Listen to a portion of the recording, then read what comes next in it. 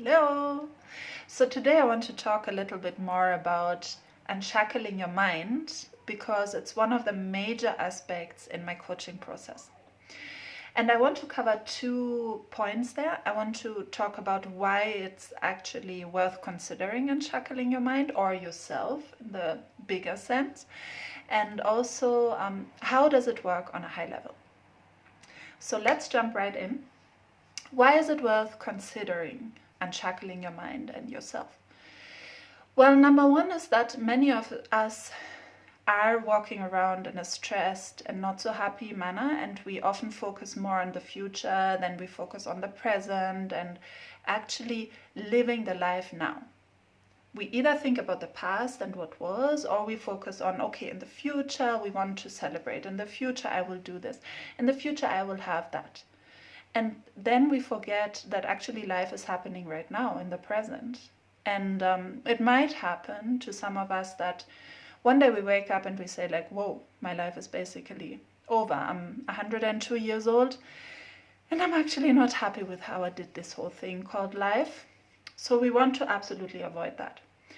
And by unshackling yourself, I mean through the coaching process, you turn into this authentic self, this version of yourself that you really dream of. And what that means is that you will be more present, you will be more aligned, you will start going for your dreams, which means making your dreams a reality that you can actually live and not just think about or talk about. It becomes very, very real. And just imagine when you live that way, what impact it has on the quality of your life.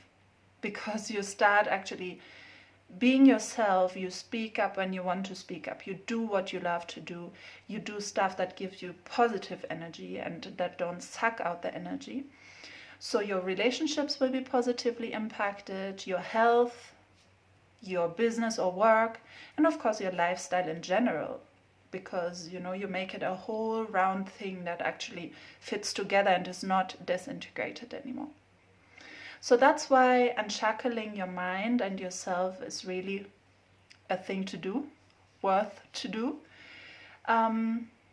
Let's go into the how. So step number one is usually gaining a really deep sense of yourself. Really to understand, okay, what is my vision actually? And what is my dream? What am I thinking about myself? What fears do I have? What barriers are there? What decisions did I make as a child about certain things? And that's why I'm holding back now, actually doing them.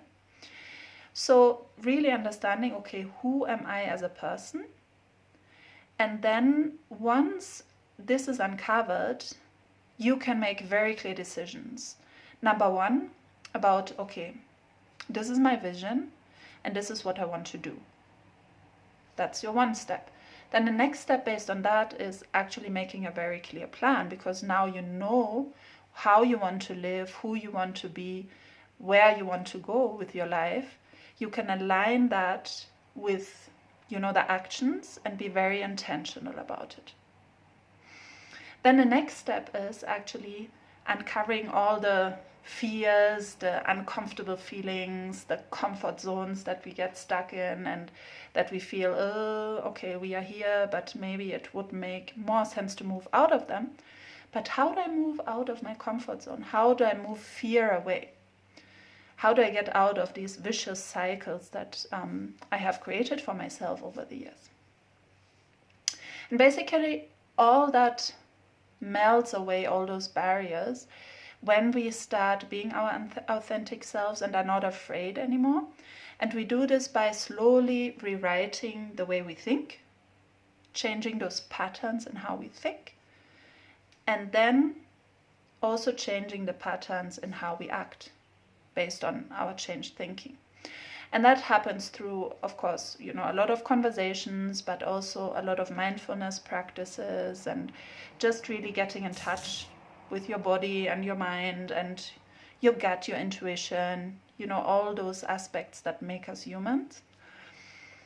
And that's a very, very liberating, sometimes scary process.